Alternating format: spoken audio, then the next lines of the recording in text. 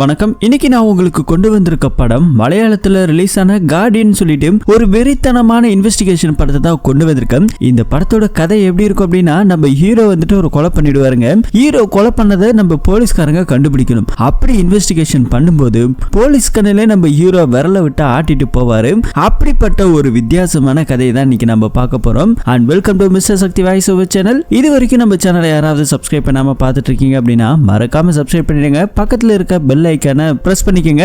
And வீடியோக்கு like கொடுக்காதவங்க கண்டிப்பா மறக்காம லைக் கொடுத்துருங்க. இப்போ நேரா வீடியோக்குள்ள போவோம். இந்த படத்தோட ஸ்டார்டிங் சீன்ல ஒரு பொண்ணு சூசைட் அட்டெம்ப்ட் பண்ணி பொத்துன்னு கீழே விழுகுது. அடுத்த சீன்ல கட் பண்ண ஹாஸ்பிட்டல்ல நம்ம ஹீரோவை காமிக்கிறாங்க. ஹீரோ அந்த பொண்ணுக்கு தான் இப்ப ட்ரீட்மெண்ட் பண்ணிட்டு இருக்காங்க. இப்போ ஓரளவுக்கு அந்த பொண்ணு சேஃபா காப்பாத்தியாச்சு. வெளியே பொண்ணோட அப்பா அம்மா உட்கார்ந்து இருக்காங்க. பொண்ணோட அப்பாவும் அம்மாவும் ரொம்ப வசதியானவங்க. அப்பா கோடி கணக்கில் பணத்தை சம்பாதிச்சு வச்சிருக்காரு. பொண்ணுக்கு எப்படி இருக்கு டாக்டர்னு சொல்லிட்டு நம்ம ஹீரோவை கேட்க இப்போதைக்கு ஓகே தான், ஆனா அந்த பொண்ணுகிட்ட நீங்க எதையும் கேட்க வேண்டாம், சூசைட் பண்ற அளவுக்கு ஏதாவது பிரச்சனை அப்படி சொல்லி அப்பா அம்மா கிட்ட கேட்டா அந்த மாதிரிலாம் எதுவும் கிடையாது, ரொம்ப நல்ல பொண்ணு, எதுவுமே என்கிட்ட மறைச்சது கிடையாது, என் பொண்ணு இப்படி பண்ணுவோன்னு நான் நினைச்சு பார்க்கலன்னு சொல்லிட்டு அப்பாக்காரர் பேசிட்டு இருக்காரு. சரி எதுவும் கேட்டுக்க வேண்டாம் சொல்லிட்டு இங்கிறது நம்ம ஹீரோ போக அந்த பொண்ணு ஹாஸ்பிட்டல்ல கொஞ்ச நாள் அப்சர்வேஷன்ல இருக்கிறாங்க. அதுக்கப்புறமேட்டா நம்ம ஹீரோ வந்துட்டு அந்த பொண்ணை பாக்குறது சந்திக்கிறது, அந்த பொண்ணு அப்படியே வெளியே கூட்டு வருது அப்படின்னு சொல்லிட்டு கொஞ்ச நாட்கள் அப்படியே ஓடிக்கிட்டு இருக்குது.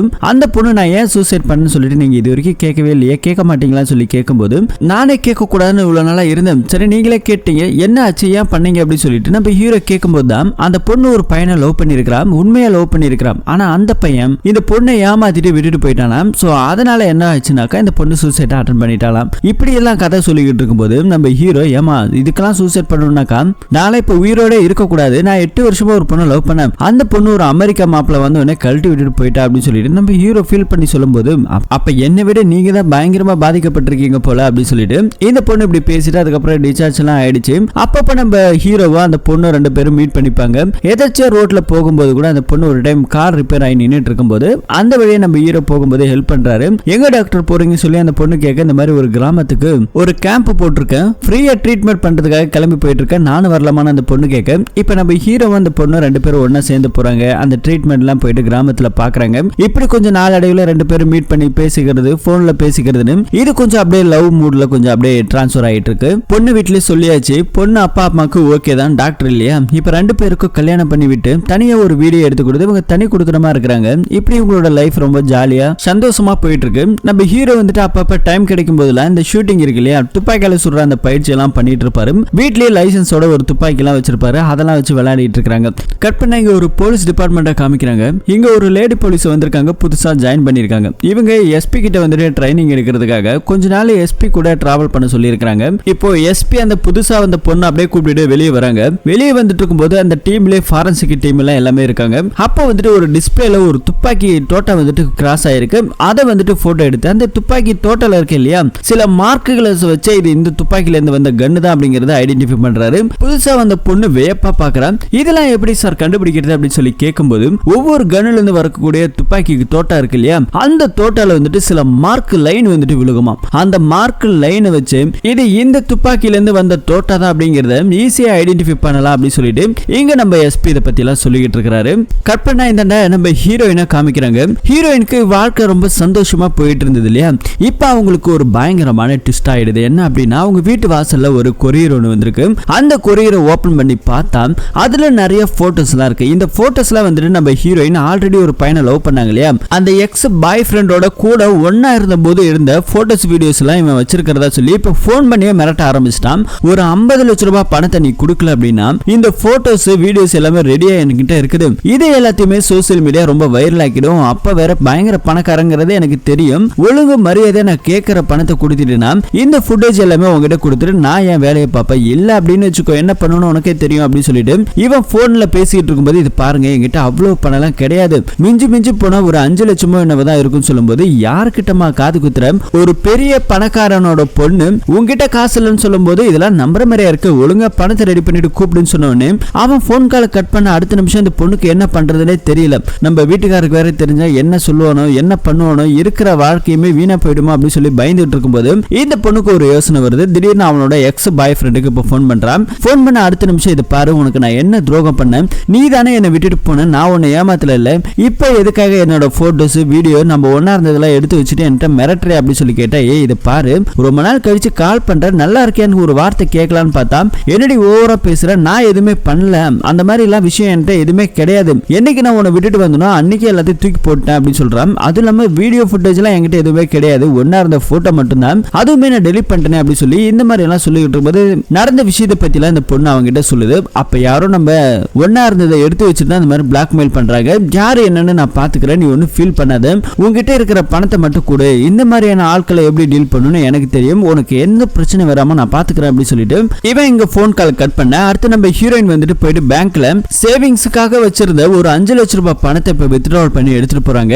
இந்த விஷயம் வந்துட்டு அங்க இருக்கிற பேங்க் மேனேஜருக்கு தெரிஞ்சு கேஷியர் கூப்பிட்டு இந்த மாதிரி சொல்றாங்க, எதுக்காக அந்த பொண்ணு வந்துட்டு இப்போ ஒரு 5 லட்சம் ரூபாய் பணத்தை எடுத்தாங்கன்னு சொல்லி கேட்கும்போது, ஏன்னா நம்ம ஹீரோயின் போட்டு வச்சிருந்தது பிக்ஸட் டெபாசிட், அதை உடச்சு எடுக்கும் போது நம்ம மேனேஜருக்கு தெரிஞ்சிருக்குது. கேஷியர் கூப்பிட்டு இந்த மாதிரி என்ன விஷயம் சொல்லி கேட்கும்போது, தெரியல சார், கேட்டாங்க கொடுத்துருன்னு சொல்லும்போது, இந்த மாதிரியான கஸ்டமர்ஸ் எல்லாம் வரும்போது என்கிட்ட கொஞ்சம் அனுப்பி விடுங்க, லோன்லாம் இருக்கு, நம்ம ப்ரொவைட் பண்ணலாம் அப்படின்னு இங்க இருக்கிற நம்ம மேனேஜர் பேசிட்டு இருக்காரு. அது இல்லாம எடுத்துட்டு போன பொண்ணு நம்ம பணக்காரரோட பொண்ணு இல்லையா, அவங்களோட பொண்ணு தானே எடுத்திருக்காங்க, அவங்களுக்கு என்ன பண தேவை இருக்க போதுன்னு சொல்லிட்டு நேரா போன் பண்ணி கேட்டுடுன்னு சொல்லிட்டு மேனேஜர் வந்துட்டு போன் பண்ண ஆரம்பிச்சாரு. ஆனா போன் போட்டது ஹீரோயினோட ஹஸ்பண்டுக்கு போன் போட்டு, இந்த மாதிரி உங்க அக்கௌண்ட்ல இருந்து ஒரு 5 லட்சம் ரூபாய் பணத்தை எடுத்திருக்கீங்க, அப்படி என்ன சார் உங்களுக்கு பண தேவை இருக்கு, வேணும்னா சொல்லுங்க, நான் லோன் தரேன் அப்படி சொல்லும்போது, இது பாருங்க நான் எதுவும் எடுக்கலையே அப்படி சொல்லும்போது, இல்ல உங்க அக்கௌண்ட்ல இருந்து இல்ல, உங்களோட வைஃப் அக்கௌண்ட்ல இருந்து ஒரு 5 லட்சம் ரூபாய் பணத்தை உங்க வைஃப் வித்ட்ராவல் பண்ணிருக்காங்கன்னு சொல்லும்போது, எதுக்காக எடுக்கிறா, என்ன ஆச்சு அப்படின்னு சொல்லிட்டு நம்ம ஹீரோ எதுவுமே கேட்கல. ஆமா சார், நாங்க வந்துட்டு ஒரு கார் வாங்கலாம்னு இருந்தோம், சரி ஏதோ தேவைகள் இருக்கு அப்படின்னு சொல்லிட்டு தான் நாங்க எடுத்தோம் அப்படின்னு சொல்லிட்டு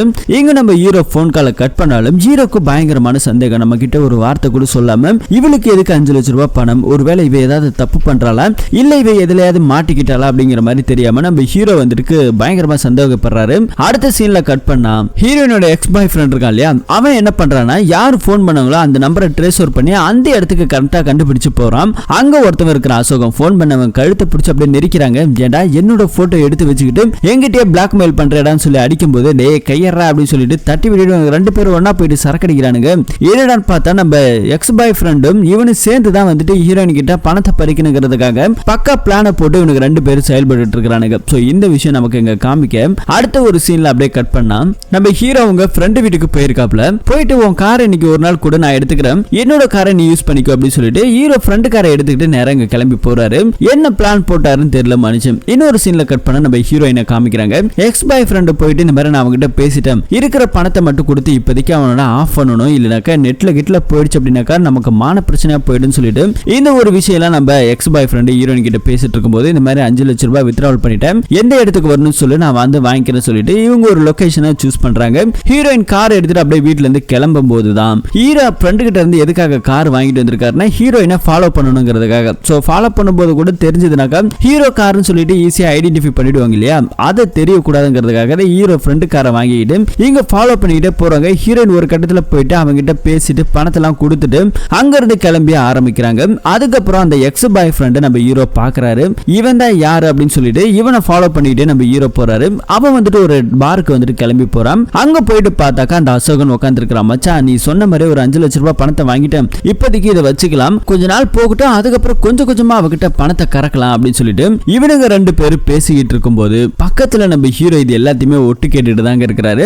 அதுக்கடுத்து எக்ஸ் பாய் ஃப்ரெண்டை விட்டுட்டாரு. அந்த அசோகன் இருக்கான் இல்லையா, அவன் வண்டி எடுத்துட்டு போயிட்டு இருக்கான். அவனை ஃபாலோ பண்ணி போகும்போது அவனோட வீடு எங்க இருக்கு அப்படிங்கறத நம்ம ஹீரோ கண்டுபிடிச்சிட்டாரு. இப்ப வீட்டுக்கு வந்து பார்த்தா மனைவிக்காரங்க தூங்கிட்டு இருக்காங்க. என்ன ஆச்சு அப்படின்னு சொல்லி கேட்டா உடம்பு முடியலன்னு சொல்லிட்டு போய் சொல்றாங்க. சோ நம்ம ஹீரோயின் வந்துட்டு ரொம்ப டல்லாவே இருக்காங்க. ஹீரோயின் தப்பு பண்ணல, அதனால நம்ம ஹீரோ புரிஞ்சுக்கிறாரு. ஹீரோ வந்துட்டு தனியா ஒரு ரூம் ஒன்னு இருக்குது, அவருக்குன்னு தனியா செப்பரேட்டா ஒரு ரூம் இருக்கு. அந்த ரூம்ல தான் அந்த துப்பாக்கி எல்லாம் வச்சிருக்காரு. அந்த துப்பாக்கியை எடுத்து வச்சுக்கிட்டு தோட்டெல்லாம் லோட் பண்ணிட்டு இப்ப ரெடியா இருக்கிறாரு. ஆல்மோஸ்ட் நம்ம ஹீரோ ஏதோ கொலை பண்ண போறாருன்னு நினைக்கிறேன். அடுத்த நாள் காலையில விடியுது. ஹீரோயின் கிட்ட வந்துட்டு நம்ம ஹீரோ இந்த மாதிரி நான் வந்துட்டு ஒரு பாஸ்போர்ட் ஆபீஸுக்கு போறேன், ஒரு சின்ன என்கொயரி விஷயமா ஃபாரினுக்கு போகணும், அதனால பாஸ்போர்ட் ஆபீஸுக்கு வந்து போயிட்டு வர அப்படின்னு சொல்லிட்டு ஹீரோயின் கிட்ட சொல்லிட்டு அங்கிருந்து கிளம்பி போறாரு. அதுக்கப்புறம் அவரோட ஒர்க் எல்லாம் பாக்குறாரு. பார்த்து முடிச்சதுக்கு அப்புறம் இன்னொரு லேத்து பட்டறைக்கு வராரு. அங்க வந்துட்டு ஏதோ ஒரு சில விஷயங்கள் அப்படியே மாடுலேஷன் பண்ணிட்டு இருக்காங்க. ஏதோ ஒரு மிஷின் மாதிரி ரெடி பண்றாங்க. அதை எடுத்துட்டு நேரா வீட்டுக்கு வராரு. வீட்டுக்கு வந்துட்டு அது எல்லாத்தையுமே வந்துட்டு செட் பண்ணிக்கிட்டே இருக்கிறாரு. செட் பண்ணதுக்கு அப்புறமேட்டா நம்ம ஹீரோ வந்துட்டு கார் எடுத்துட்டு ஒரு இடத்துக்கு போறாரு. ஆள் நடமாட்டம் இல்லாத ஒரு ஃபாரஸ்ட் ஏரியா. அங்க போயிட்டு நம்ம ஹீரோ லேத்து பட்டறையில ஏதோ ஒரு மிரர் விஷயத்தை ரெடி பண்ணாரு இல்லையா, அதை இங்க அப்படியே ஃபிட் பண்றாரு. ஃபிட் பண்ணும்போது தெரியுது அது வந்துட்டு ஒரு நாட்டு துப்பாக்கி மாதிரியான ஒரு துப்பாக்கி. அதை வச்சு லோட் பண்ணி அங்க இருக்கிற ஒரு மரத்துல அடிப்பாரு இருப்பாருங்க. சும்மா துப்பாக்கி ஈக்குவலா மரமே உடைச்சுக்கிட்டு போகுது. கார் டிக்கில இருக்க மண்வெட்டி எடுத்துட்டு போயிட்டு ஃபாரஸ்ட் ஏரியால ஒரு குழியை தோன்றாரு. கட் பண்ண இங்க இன்னொரு சீனை காமிக்கிறாங்க. நம்ம ஹீரோ வந்துட்டு நேரா இப்ப பேங்க்குக்கு போறாரு. பேங்க்ல போயிட்டு ஒரு 10 லட்ச ரூபாய் வித்ட்ராவல் பண்றாங்க. என்ன சார் 10 லட்ச ரூபாய் வித்ட்ராவல் பண்றீங்கன்னு சொல்லி கேட்டா, புதுசா ஒரு கார் வந்திருக்கு, ஏற்கனவே கொஞ்சம் காசு எடுத்தோம், இன்னும் கொஞ்சம் தேவைப்படுதுன்னு சொல்லிட்டு 10 லட்ச ரூபாய் வித்ட்ராவல் பண்ணிட்டு ஒரு கார் வாங்கலாம் சொல்லிட்டு நம்ம ஹீரோ போறாரு. கார் வாங்கலாம்னு போகும்போது தான் தெரியுது அந்த இடத்துல வந்துட்டு ஆட்டோமேட்டிக் சிஸ்டம் எதுவுமே இல்லையா இவரோட பட்ஜெட்டுக்கு. சோ அது மாதிரி இருக்குன்னு சொல்லி எதிர்பார்த்து வந்தேன், இப்போதைக்கு வேண்டாம்னு சொல்லிட்டு அதுக்கப்புறம் நம்ம ஹீரோ அங்க இருந்து கிளம்பி வந்துறாரு. வீட்டுல வந்துட்டு உட்காந்துருக்கும் போது கயிறு, அந்த துப்பாக்கி, இன்னும் சில ஐட்டங்களை எடுத்து பேக்ல வச்சுக்கிட்டு கூடவே பணத்தை எடுத்து வச்சுக்கிறாரு. பணத்தை எடுத்துக்கிட்டு நேரம் கார் எடுத்துட்டு கிளம்புறாரு. பொண்டாட்டிக்கிட்ட நான் வரதுக்கு கொஞ்சம் லேட் ஆகும், ஃப்ரெண்டு வீட்டுக்கு போறேன், நீ சாப்பிட்டுட்டு தூங்குமா அப்படின்னு சொல்லிட்டு கிளம்பி போறாரு. இப்ப நைட் டைம் ஆகுது. ஹீரோ இப்ப நேரா ஒரு இடத்துக்கு போயிருக்காரு. எங்கன்னா அந்த எக்ஸ் பாய் ஃப்ரெண்ட் இருந்தா இல்லையா, அவனோட வீட்டுக்கு தாங்க போயிருக்கிறாருங்க. இந்த எக்ஸ் பாய் ஃப்ரெண்டு ஜிம் எல்லாம் வச்சு நடத்திட்டு இருக்கிறான். நம்ம ஹீரோவா அவனுக்கு நல்லாவே தெரியும். ஆனா இவங்க பார்த்தோன்னா யார் சார் நீங்க, என்ன வேணும் அப்படின்னு சொல்லி கேட்கும்போது, நான் நேரா விஷயத்துக்கு வரேன். இந்த மாதிரி என் பொண்டாட்டியை வந்துட்டு லவ் பண்ணவன் தானே நீ, விட்டுட்டு போனவன் தானே நீ, லவ் பண்ணும்போது எடுத்துக்கிட்ட போட்டோஸ் வீடியோஸ் எல்லாம் வச்சுக்கிட்டு பணத்தை கேட்டு பிளாக்மெயில் பண்றல, அந்த ஃபுட்டேஜ் எல்லாத்தையுமே கொடுத்துட்டு நான் 10 லட்ச ரூபாய் பணம் வச்சிருக்கேன், இந்த பணத்தை நான் உனக்கு கொடுத்துறேன், ஒழுங்கா கொடுத்துரு, எந்த பிரச்சனையும் வேண்டாம் அப்படின்னு சொல்லும்போது இங்க இருக்கிற எக்ஸ் பாய் ஃப்ரெண்டுக்கு எல்லாமே தெரிஞ்சு போச்சு. நினைச்சுக்கிட்டு இதை பாருங்க சார், 50 லட்ச ரூபாய் நான் கேட்டிருக்கேன், அதுல 1 ரூபாய் குறைஞ்சா கூட நான் வாங்க மாட்டேன் பாத்துக்கங்கன்னு சொல்லிட்டு இவன் கேட்டுக்கிட்டே இருக்கலாம். இல்ல அப்படின்னா என்ன பண்ணணும்னு எனக்கு தெரியும், இந்த ஃபுட்டேஜ் இந்த வீடியோஸ் எல்லாத்தையுமே நான் இன்டர்நெட்ல விடுவேன்னு சொல்லிட்டு அந்த போன் அப்படியே தூக்கி காமிக்கும் போது போன் அவன் கையில இருந்து ஸ்லிப் ஆகி கீழே விழுகுது. விழுகிற அந்த போன் அவன் குளிஞ்சு எடுக்கிற அடுத்த கேப்ல நம்ம ஹீரோ வந்துட்டு ஒரு நாட்டு துப்பாக்கி வச்சிருந்தார் இல்லையா சின்னதா, அந்த துப்பாக்கியை வச்சு அப்படியே அவன் கழுத்துல ஒரே அடி பின்னங்கழுத்துல அடிச்சு அடுத்த ஸ்பாட்ல அவன் பொத்துன்னு கீழே விழுந்து அவுட்டு. சோ இறந்து போகிறான். அதுக்கப்புறம் நம்ம ஹீரோ என்ன பண்றாருன்னா கிளவுஸ் எல்லாம் பக்காவா மாட்டிக்கிட்டு தான் இருக்கிறாரு. கிளவுஸ் எடுத்து அப்படியே ஒரு பாலித்தீன் கவரை போட்டு அந்த டெட் பாடி ஃபர்ஸ்ட் கட்டுறாரு. அதுக்கு மேல வந்துட்டு ஒரு கோணி பைய போட்டு அப்படியே கட்டுறாரு. கட்டி முடிச்சதுக்கு அப்புறம் அங்க இருக்கிற வீட்டுல இருக்கிற அந்த laptop, device, hard disk, phone, எல்லா எவிடன்ஸையும் எடுத்துக்கிறாரு. எடுத்துட்டு போனது மட்டும் இல்லாம அவன் அப்படியே ஒரு மூட்டை கட்டிக்கிறாரு. கிச்சன்ல இருக்கக்கூடிய ஒரு நைஃப், கத்தி வந்துட்டு எடுத்து அதே சாக்கு பையில போட்டுக்கிட்டு அவனை மூட்டையா கட்டி வச்சிடறாரு. ரத்தங்கள்லாம் கீழே செதறி இருக்கு இல்லையா, அந்த ரத்தத்தெல்லாம் கிளீனா பர்ஃபெக்டா தொடச்சு மாப்பெல்லாம் போட்டுட்டு அதுக்கப்புறம் அங்க இருந்து வீட்டை பூட்டிட்டு கிளம்பி போயிடுறாரு. சோ டிக்கில தான் வச்சிருக்காரு டெட் பாடியை. அங்க இருந்து எடுத்து போய்கிட்டே இருக்கும்போது நம்ம ஹீரோ ஆல்ரெடி ஒரு குழி தோண்டி ரெடியா வச்சிருக்காரு. அங்கதான் போறதுக்காக கிளம்பி போறாரு. ஆனா போகும்போது செக் போஸ்ட்ல போலீஸ்காரங்க நிக்க ஆரம்பிச்சிட்டாங்க. நம்ம ஹீரோவை பயப்படாம போயிட்டு காரை எடுத்துறாங்க. சார் உங்களை எல்லாத்தையும் செக் பண்ணணும், ஆர்சி புக் எடுங்க, வண்டி டிரைவிங் லைசன்ஸ் எல்லாத்தையும் எடுங்க அப்படின்னு சொல்லிட்டு டீடைல்ஸ் எல்லாம் கேட்கும்போது நம்ம ஹீரோ எடுத்துட்டு வந்து எல்லாத்தையும் கொடுக்குறாங்க. கார் டிக்கியை ஓபன் பண்ணுங்க பாக்கணும்னு சொல்லும்போது ஹீரோக்கு பயங்கர ஷாக்கிங் ஆகுது. இப்ப அப்படியே பயத்தோட அந்த டிக்கியை திறக்கிறாரு. மூட்டை ஒண்ணு இருக்குது.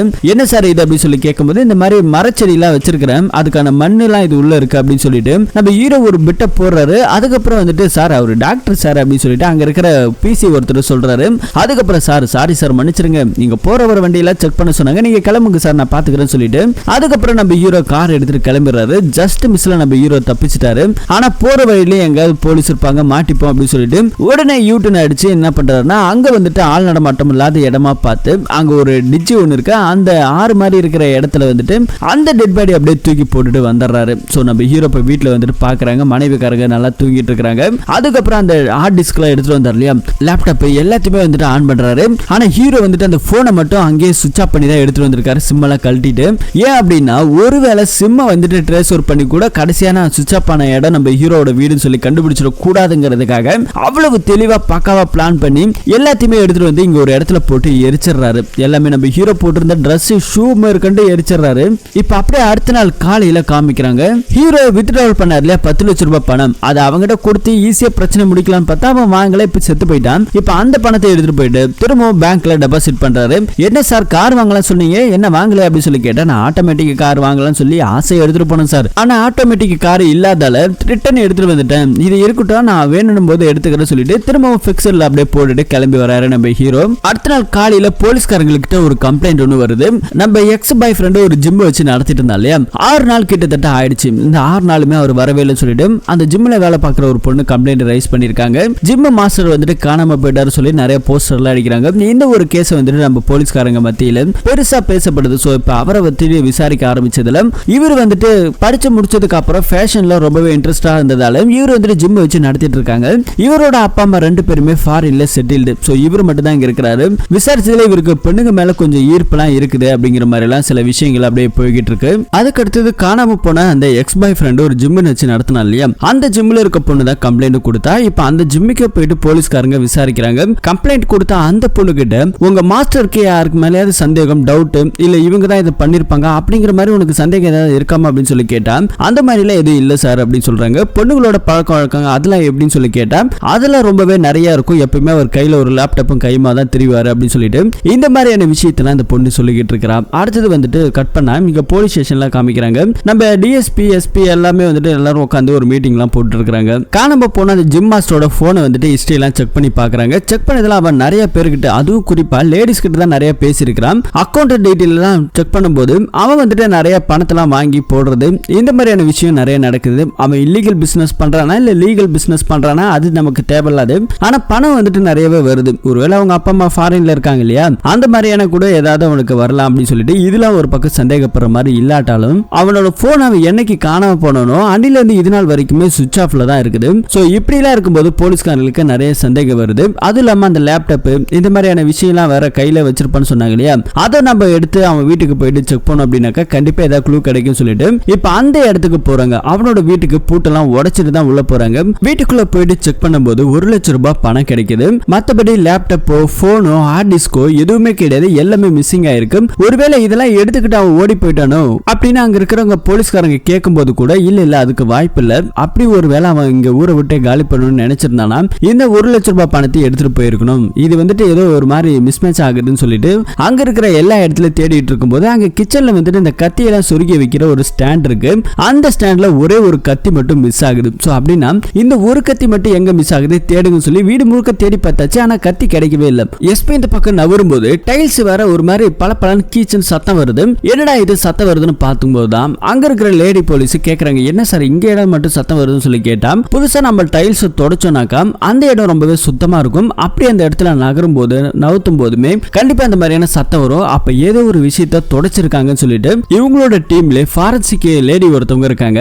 அவங்கள கூட்டி இந்த இடத்துல ஏதாவது ரத்தக்கரை இருந்திருக்கா செக் பண்ணுங்கன்னு சொல்லிட்டு செக் பண்ணும்போது அவங்க வந்துட்டு இந்த லைட் எல்லாம் ப்ளூ லைட் எல்லாம் வச்சு அடிச்சோம் அப்படின்னாக்கா ஒரு ரத்தக்கரை பட்ட இடத்தை நம்ம கிளீனா பர்ஃபெக்டா தொடச்சி என்னதான் பண்ணாலுமே சரி அந்த இடத்துல ரத்தக்கரை இருக்கா அப்படிங்கறத ஈஸியா ஐடென்டிஃபை பண்ண முடியும். ஆனா வந்துட்டு என்ன பிளட் குரூப் யாரோடது அப்படிங்கறதுல கண்டுபிடிக்க முடியாது. இந்த இடத்துல ரத்தம் இருந்திருக்கு அதை கண்டுபிடிக்கலாம் சொல்லிட்டு செக் பண்ணி பார்த்ததுல கண்டிப்பா இந்த இடத்துல ரத்தம் இருந்திருக்கு சார் அப்படின்னு சொல்லிட்டு அதை யாரோ பர்ஃபெக்ட்டா தொடச்சிருக்காங்க அப்படின்னு சொல்லும்போது இங்க நம்ம எஸ்பிக்கு பயங்கர ஷாக் ஆகுது. இப்ப டீம் எல்லாரும் ஒட்டுமொத்தமா சேர்ந்து கார்ல போயிட்டு இருக்கும்போது நம்ம எஸ்பியுமே அசிஸ்டண்டா புதுசா சேர்ந்தாங்களே அந்த லேடி போலீஸுமே பேசிக்கிறாங்க.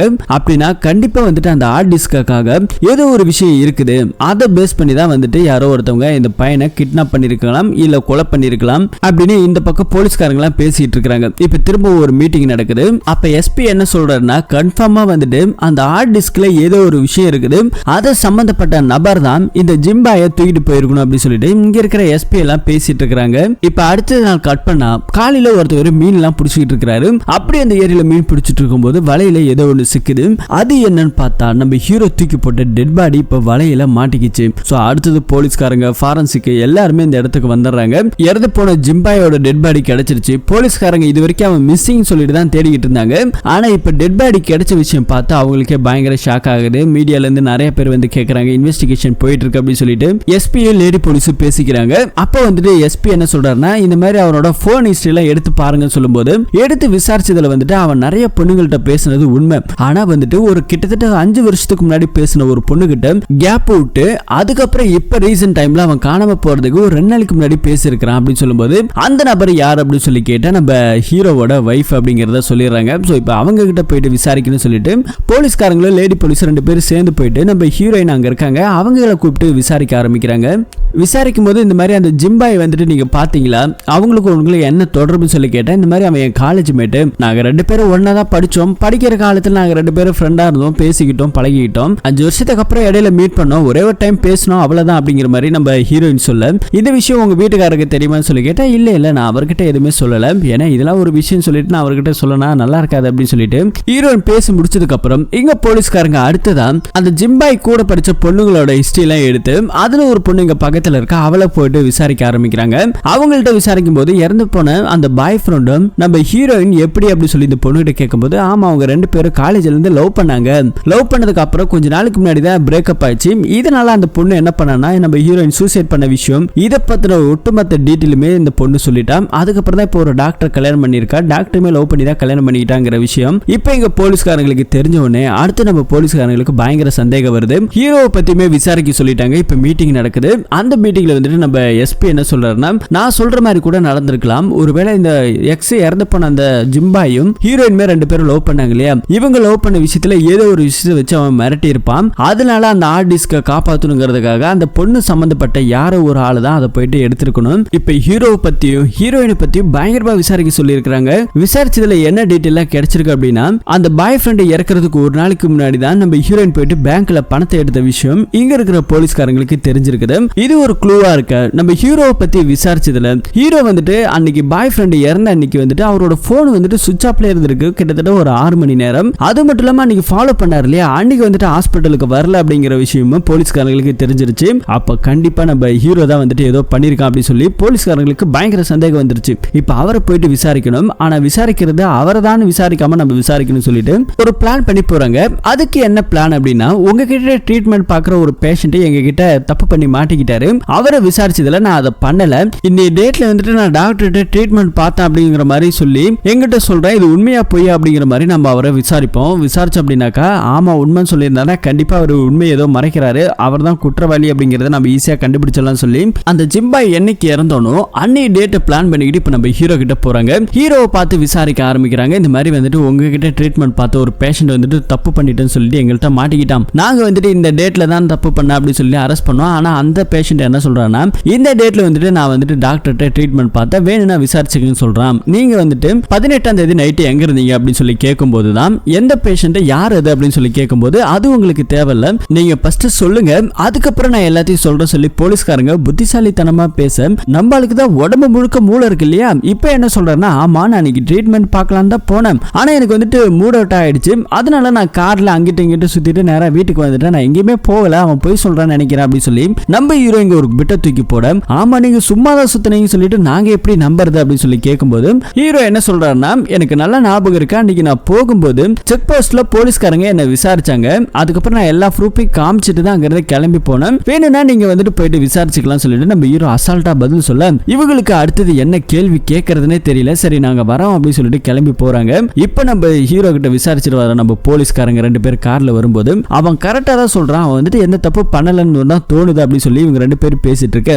எஸ்பிக்கு மட்டும் இல்ல அவன் தான் வந்துட்டு மோட்டிவ், கண்டிப்பா அவன் தான் ஏதோ பண்ணிருக்கணும் அப்படின்னு சொல்லிட்டு இவர் இன்னுமே வந்துட்டு நம்ம ஹீரோ தான் வந்துட்டு கொலை பண்ணிருக்காரு சொல்லி ஆணித்தனமா நம்புறாரு. அடுத்தது வண்டி நேரம் எங்க வர்றாங்கன்னாக்கா ஹீரோயின் வீட்டுக்கு தான் நம்ம ஹீரோவோட வைஃப் கிட்ட விசாரிக்கிறதுக்காக போறாங்க. லேடி போலீஸ் தான் விசாரிக்கிறாங்க. உன்னோட காலேஜ் மேட் அந்த ஜிம்பாய் வந்துட்டு இப்ப இறந்து போயிட்டான், நீங்க காலேஜ் படிக்கும் போது மீட் பண்ணிக்கிட்டீங்க, போன்ல பேசிட்டீங்க, ரைட்டு, இப்ப சமீபத்துல எப்படி மீட் பண்ணீங்க, ஏன் பேசுனீங்க சொல்லி கேட்கும்போது அது எதர்ச்சியா நடந்தது அப்படின்னு சொல்லி நம்ம ஹீரோயின் சொல்ல, இல்ல அவனுக்கு வந்துட்டு நீ போன் பண்ணி பேசிருக்க, விசாரிச்சதுல நீ அவனை லவ் பண்ணிருக்கிற விஷயத்தை எங்க கிட்ட நீ முன்னாடி சொல்லவே இல்ல, விசாரிக்கும் போது தான் தெரியுது நீ அவனும் லவ் பண்ணிருக்கிறீங்க, ஒன்னு அவன் பிரேக்கப் பண்ணிருக்கிறான், அதுக்காக நீ சூசைட் அட்டம்லாம் பண்ணி அதுக்கப்புறம் டாக்டரை லவ் பண்ணி கல்யாணம் பண்ணிருக்கிற, கல்யாணம் பண்ணதுக்கு அப்புறமும் உன்னோட பாய் ஃப்ரெண்டை எதர்ச்சியா நீ மீட் பண்ணிருக்கிற, பழையபடி உங்களோட ரிலேஷன்ஷிப் தொடர்ந்து இருக்குது, இல்லீகல் அஃபேர்ல நீங்க 2 பேரும் ஒன்னா இருந்திருக்கிறீங்க, அதான கதை அப்படின்னு சொல்லி கேட்கும்போது இந்த பொண்ணு பயங்கரமா அழுகிறா, இல்ல நீங்க ரொம்ப தப்பா பேசுறீங்க, அதெல்லாம் இல்ல அப்படின்னு சொல்லும்போது அப்ப உண்மையை சொல்லுன்னு கேட்கும்போது தான் அந்த பொண்ணு வீட்டுக்குள்ள கூட்டிட்டு போயிட்டு சில உண்மைகளை சொல்றாங்க. நான் அவனு லவ் பண்ணது விஷயம் உண்மைதான், பிரேக்கப் பண்ணதுக்கு அப்புறம் ரீசன்ட் டைம்ல எனக்கு வந்துட்டு ஒரு கொரியர் வந்தது, அதுல நாங்க 2 பேரும் ஒன்னா இருந்த மாதிரி போட்டோஸ் எல்லாம் இருந்தது, ஒருத்தன் போன் பண்ணி என்கிட்ட 5 லட்சம் ரூபாய் பணத்தை கேட்டு மரட்னா, அவனோட பேரு அசோகன், இந்த விஷயத்தை வந்துட்டு நான் என்னோட எக்ஸ் பாய் ஃப்ரெண்ட் கிட்ட சொன்னேன், அவன் வந்துட்டு நான் பாத்துக்கிறேன், நீ ஒரு 5 லட்சம் ரூபாய் பணத்தை மட்டும் எடுத்துருவா, இந்த மாதிரியான ஆளை நான் டீல் பண்ணிக்கிறேன்னு சொல்லிட்டு பணத்தை நான் எடுத்துட்டு போயிட்டு அவங்க கிட்ட கொடுத்துட்டேன். அதுக்கப்புறம் என்ன நடந்துச்சுன்னு எனக்கு தெரியல, ஆனா அசோக கிட்ட இருந்து அதுக்கப்புறம் எனக்கு எந்த ஒரு காலுமே வரல, இதுதான் நடந்துச்சுன்னு சொல்லும்போது உன்னோட ஹஸ்பண்ட் கிட்ட நீ சொன்னியான்னு சொல்லி கேட்டா இல்ல நான் எதுவுமே அவர்கிட்ட சொல்லல, சொன்ன என்னோட இப்ப இருக்கிற வாழ்க்கையும் பிரச்சனை ஆகும் சொல்லிட்டு தான் நான் சொல்லாம மறைச்சிட்டேன்னு சொல்லும்போது என்னவோ தெரியல கொலைகாரன் யார் அப்படிங்கறத கண்டுபிடிச்சிங்களான்னு சொல்லி ஹீரோயின் கேட்கும்போது கூட கொலைகாரன் யார் அப்படிங்கறத இது வரைக்கும் கண்டுபிடிக்கல, ஆனா அப்படி கண்டுபிடிச்சோம் அப்படின்னாக்கா கண்டிப்பா உன் வீட்டுக்காரனை தான் நாங்க அரெஸ்ட் பண்ணுவோம், ஏன்னா அவருக்கு தான் இதுல மோட்டிவ் இருக்குன்னு சொல்லும்போது நடந்த விஷயத்தை நான் என் வீட்டுக்கார்ட்டே சொல்லல, அப்புறம் எப்படி அவரை போயிட்டு கொலை பண்ண முடியும்னு சொல்லி கேட்கும்போது அவருக்கு எப்படியோ இந்த விஷயம் தெரிஞ்சிருக்கிறதுக்கு வாய்ப்பு இருக்கு, ஏன்னா ஹார்ட் டிஸ்க் லேப்டாப் இந்த மாதிரி எந்த ஒரு எவிடன்ஸுமே அந்த இடத்துல கிடையாது அப்படின்னு சொல்லிட்டு இங்க இருக்கிற நம்ம போலீஸ்காரர் சொல்லிட்டு அங்க இருந்து கிளம்பி போறாரு. அதுக்கப்புறம் கட் பண்ணா நம்ம ஹீரோயின் நைட் டைம்ல இருக்கும்போது ஹீரோ கிட்ட எல்லா விஷயத்தையும் உண்மையை சொல்லிட்டாரு. அதுக்கப்புறம் நம்ம ஹீரோ இதை நீ முன்னாடி என்கிட்ட சொல்லிருக்கலாம்னு சொல்லும்போது இந்த மாதிரி வாழ்க்கை போயிடுவேன் சொல்லி பயந்தேன், உன் மேல நான் ஆசைப்பட்டு தான் கல்யாணம் பண்ணிக்கிட்டேன், நீ பயப்படாத, நான் பாத்துக்கிறேன் அப்படின்னு சொல்லி நம்ம ஹீரோ கொஞ்சம் ஆறுதல் சொல்றாரு. அது மட்டும் இல்லாம இறந்து போனவன் உனக்கு துரோகம் பண்ணவன், அவனுக்கு என்ன நியாயமா கிடைக்க வேண்டியது அதுதான் கிடைச்சிருக்கு, நான் எதுவும் பண்ணல அப்படின்னு சொல்லி ஹீரோ அப்படியே சமாதானப்படுத்த போலீஸ்காரர்களுக்கு இன்னொரு சந்தேகம். ஹீரோ கிட்ட ஏதோ ஒரு துப்பாக்கி இருக்குதா, ஒரு துப்பாக்கி சொல்ற பயிற்சி எல்லாம் நல்லா பண்ணிட்டு இருக்காராம். ஒருவேளை அவரோட துப்பாக்கி எடுத்துட்டு போய் தான் கொலை பண்ணிருப்பாருன்னு சொல்லிட்டு போலீஸ்காரங்க சந்தேகப்பட்டு திரும்ப நம்ம ஹீரோ வீட்டுக்கு வராங்க. உங்ககிட்ட துப்பாக்கி இருக்குதாமே அப்படின்னு சொல்லி கேட்கும்போது ஆமா இருக்கு அப்படின்னு சொல்லி அந்த துப்பாக்கி எடுத்துட்டு வந்து கொடுக்குறாரு. அந்த துப்பாக்கி நீங்க யூஸ் பண்ணி எவ்வளவு நாள் ஆகுது கேட்டா கிட்டத்தட்ட ஒரு 2-3 மாசத்துக்கு மேல இருக்கும் சொல்லிட்டு அந்த துப்பாக்கி அப்படியே அவர் கையில இருந்து வாங்கிட்டு ஹீரோயின் கிட்ட தண்ணி கேட்கற மாதிரி அந்த வாட்டர் பாட்டில் எடுத்துக்கிட்டு இங்க வந்துட்டு ஃபாரன்சிக்ல கொடுத்து செக் பண்றாங்க. ஏன் அப்படின்னா ஹீரோ வீட்டுல துப்பாக்கி இருக்கு இல்லையா, அந்த துப்பாக்கி ஒருவேளை ஹீரோயினே எடுத்துட்டு போயிட்டு போட்டு தள்ளி இருப்பாங்களோன்ற ஒரு சந்தேகம், அடுத்தது ஒருவேளை நம்ம ஹீரோ போட்டு தள்ளி இருப்பாரோங்கிற ஒரு சந்தேகம். இப்ப அதுல ரெண்டுலயுமே இருக்கிற பிங்கர் பிரிண்ட்டை வச்சு மேட்ச் பண்ணி கேக்குறாங்க. அப்படி செக் பண்ணும்போது எந்த ஒரு ஃபிங்கர் பிரிண்ட்டும் மேட்ச் ஆகல. அது மாதிரி நம்ம ஹீரோ கிட்ட இருக்கு இல்லையா தோட்டா, அந்த தோட்டாவிலும் இறந்து போன அந்த ஜிம்பாய் உடம்புல இருந்து எடுக்கப்பட்ட தோட்டாவும் வேற வேற அப்படிங்கறத கண்டுபிடிக்கிறாங்க. அப்படின்னா ஹீரோ துப்பாக்கியில இருந்து வந்த குண்டு அது கிடையாது அப்படிங்கறத ஈஸியா போலீஸ்காரங்க கண்டுபிடிச்சிடறாங்க. ஹீரோ இதுவுமே சிக்கல. கற்பனை இந்த பக்கத்துல நம்ம ஹீரோவை காமிக்கிறாங்க. ஹீரோ என்ன பண்றாருன்னா மனைவி கிட்ட, இது பாரு அந்த அசோகன் இருக்கான் இல்லையா, அவனாலுமே கொஞ்சம் பிரச்சனை வரும், நான் அவனை போயிட்டு பாத்துட்டு வரேன், நீ எதுக்கும் பயப்படாதுன்னு சொல்லிட்டு இப்ப நம்ம ஹீரோ அங்கிருந்து கிளம்பி போறாரு அவனை பாக்குறதுக்காக. அவன் இருக்கிற வீடு நம்ம ஹீரோக்கு தெரியும். அவங்கிட்ட போயிட்டு இந்த மாதிரி என் பொண்டாட்டியோட இல்லீகலான வீடியோஸ் எல்லாம் உங்ககிட்ட இருக்குல்ல, அதை வந்துட்டு என்கிட்ட கொடுத்துரு, நீ கேட்கிற பணத்தை என் ஹாஸ்பிட்டலுக்கு வா, இங்க வச்சு நான் கொடுக்க முடியாது, ஏன்னா ஹாஸ்பிட்டலுக்கு வந்து என்கிட்ட ட்ரீட்மெண்ட் எடுக்கிற மாதிரி வா, நான் உனக்கு பணத்தை கொடுத்துறேன் அப்படின்னு சொல்லிட்டு இங்க நம்ம ஹீரோ ஒரு பிட்ட போட்டுட்டு போறாரு. போன்லாம் பண்ணாதான் சொல்லிட்டு போறாரு. நம்ம ஹீரோ சொன்ன மாதிரியே அந்த அசோகம் என்ன பண்றாருன்னா அப்பாயின்மெண்ட்லாம் வாங்கிட்டு நம்ம ஹீரோவை பாக்குறதுக்காக வராரு. காரணம் என்னன்னா நான் ரொம்ப ட்ரக் அடிக்ட் ஆயிட்டேன், அதுல இருந்து என்ன வந்து மீட்டு கொடுக்கணும் அப்படிங்கிற மாதிரி தான் அப்பாயின்மெண்ட்லாம் வாங்கியிருக்காரு. வாங்கிட்டு நம்ம ஹீரோ வந்துட்டு பாக்குறாரு.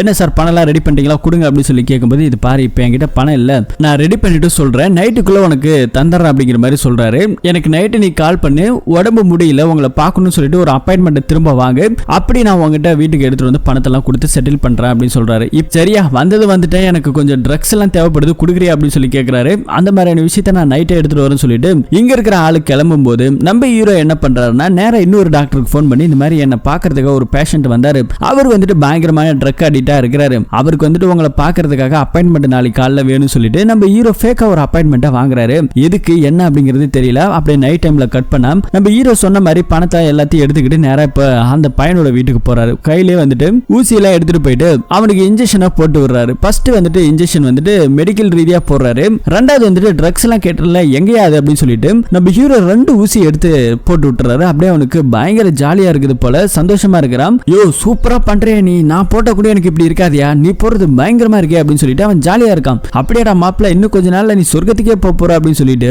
அவன் அப்படியே கொஞ்சம் கொஞ்சமா சரீராம். இப்பதான் தெரியுது நம்ம ஹீரோ வீடியோஸ போட்டு விட்டு இருக்காரு, பயபுள்ள செத்தே போயிட்டான். அப்படியே நம்ம ஹீரோ என்ன பண்றாருன்னா அங்க இருக்கிற கிளவுஸ் அவுத்துட்டு ஜூஸ் ஊத்தி கண்ணாடி கிளாஸ்ல வச்சு குடிச்சிட்டு போறாரு. அதுக்கப்புறம் திரும்ப கிளவுஸ மாட்டிக்கிட்டு இவனோட கையில அவர் வச்சிருந்த நாட்டு துப்பாக்கி அப்படியே கையில வச்சு எடுத்து அங்க ஒரு டிராவல போட்டுட்டு ஆள் இங்கிருந்து கிளம்பி போறாரு. கிளம்பி வீட்டுக்கு வந்த அடுத்த நிமிஷம் நியூஸ்ல ஒரு விஷயம் ஓடுது, இந்த மாதிரி ஒரு நபர் வந்துட்டு இறந்து போயிட்டாரு மர்மமான முறையில் அப்படின்னு சொல்லிட்டு நியூஸ் எல்லாம் பரபரப்பா ஓடிக்கிட்டு இருக்குது. போலீஸ்காரங்க அங்க போயிட்டு செக் பண்றாங்க. அங்க யார் முதல்ல பார்த்தாங்களோ அவங்க எல்லாம் கூட்டி விசாரிக்கும் போது நேத்து நைட் வந்துட்டு ஒரு கார் வந்தது, ஒரு டாக்டர் வந்தாரு அப்படிங்கிற விஷயத்தெல்லாம் சொல்றாங்க. உள்ள போய் பார்த்தா வந்துட்டு ஜூஸ் பாட்டில்லாம் இருக்குது, அதெல்லாம் ஃபிங்கர் பிரிண்ட்டுக்காக எடுத்துக்கிறாரு, இன்ஜெக்ஷன்லாம் எடுத்துக்கிறாங்க. உள்ள வந்துட்டு பார்த்தா ஒரு துப்பாக்கி ஒன்று இருக்குது, அது நாட்டு துப்பாக்கி அப்படிங்கிறது போலீஸ்காரங்களுக்கு இப்பதான் தெரியுது. அதையும் ஃபாரன்சிக்ல கொடுக்குறாங்க. ஃபாரன்சிக்ல கொடுத்து செக் பண்ணதுல அந்த ஜூஸ் குடிச்ச கண்ணாடி பாட்டில டாக்டரோட ஃபிங்கர் பிரிண்ட் இருக்குது. அது மட்டும் இல்லாம டாக்டர் வந்துட்டு போனதுக்கான எவிடன்ஸ் இருக்குது. அந்த நாட்டு துப்பாக்கியில அந்த இறந்து போனவரோட கைரகம் மட்டும்தான் இருக்குது அப்படிங்கிற மாதிரி போலீஸ்காரங்களுக்கு ரிப்போர்ட் கொடுத்திருக்காங்க.